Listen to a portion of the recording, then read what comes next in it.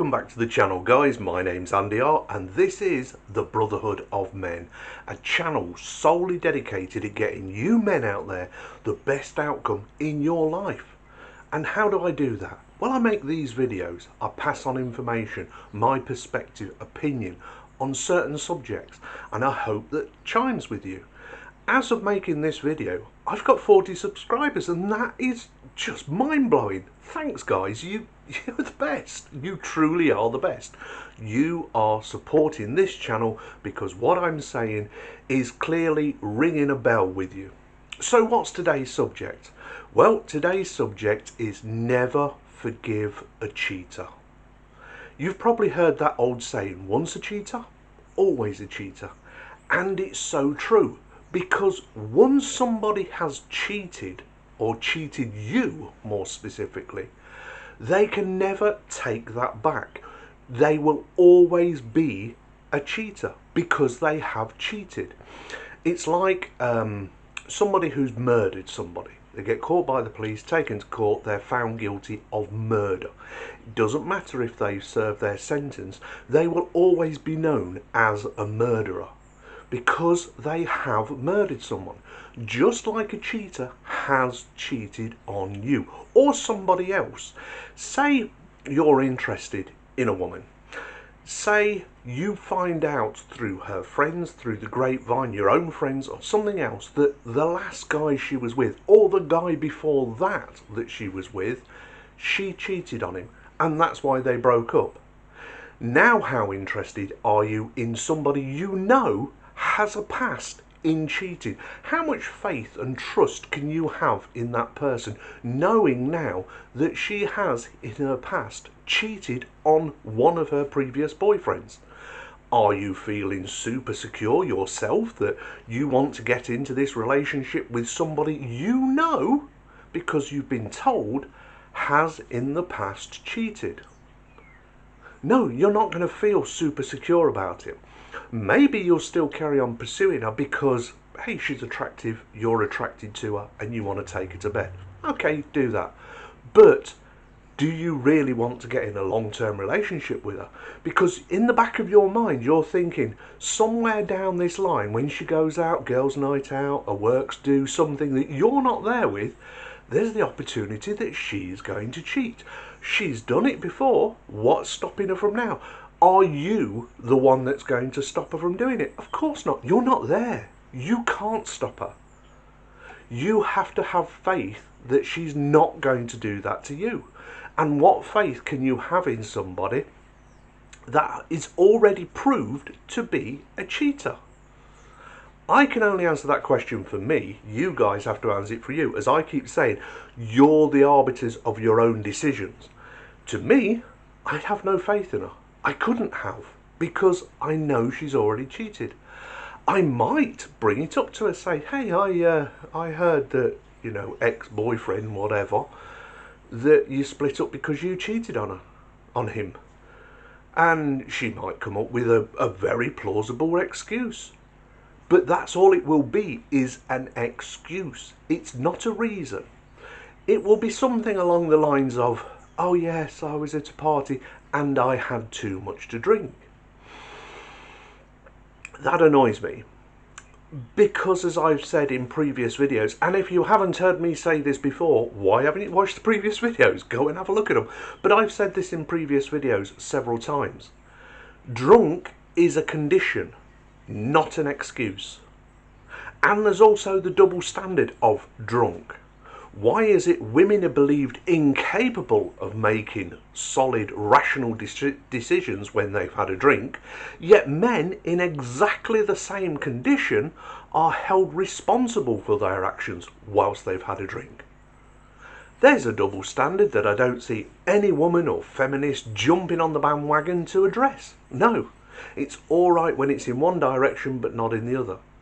So we men know that if we're drunk and do something stupid, we're going to be held accountable whether we were sober or drunk, because drunk is a condition. Yet women seem to think that it excuses any bad behaviour if they've had too much to drink. Hey, I can do anything I like when I've had a drink, and all I have to do is say, I wouldn't have done it normally if I was sober, but I had too much to drink. Well, first of all, who forced those drinks down your throat?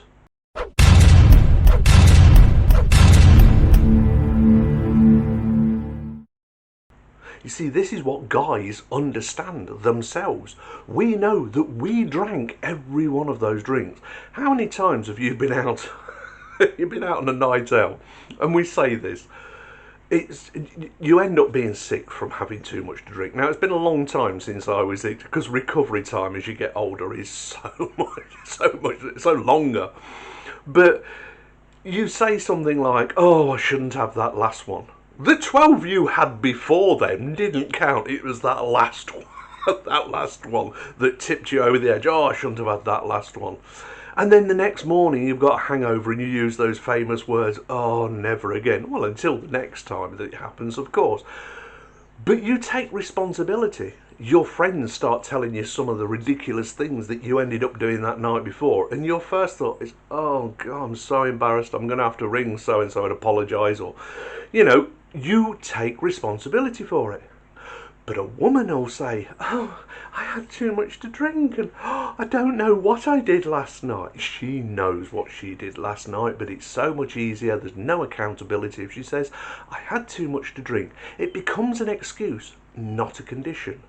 When in actual fact, being drunk is a condition, not an excuse.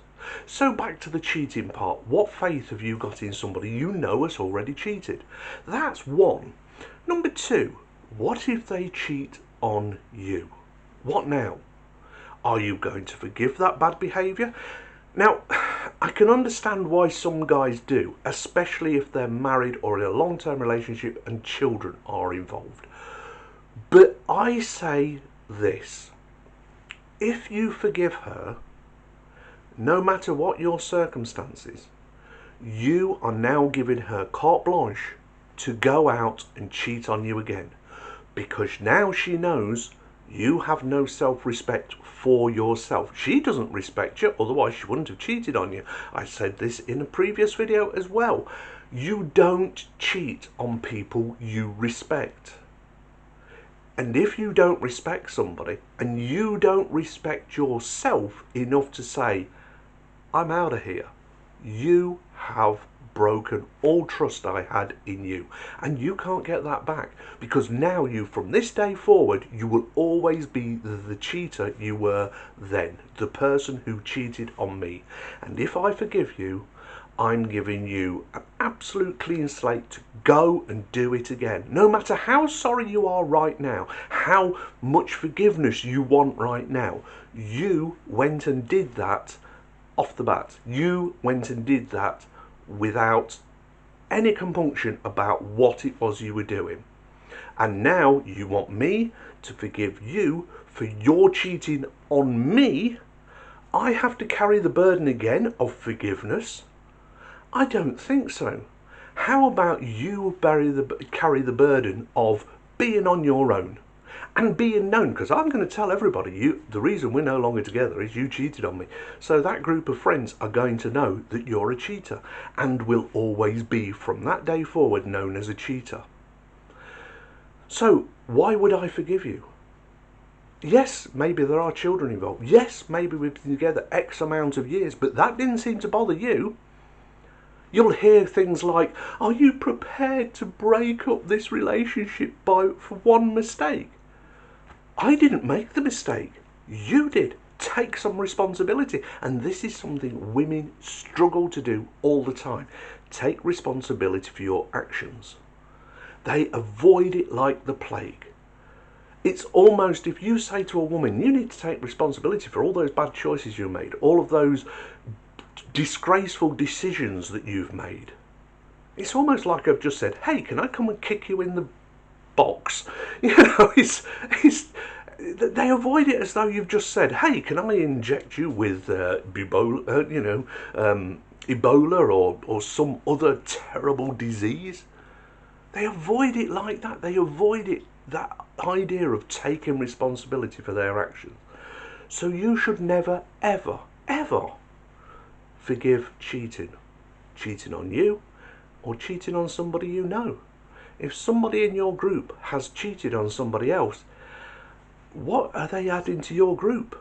Other than now you're accepting a cheater into your group.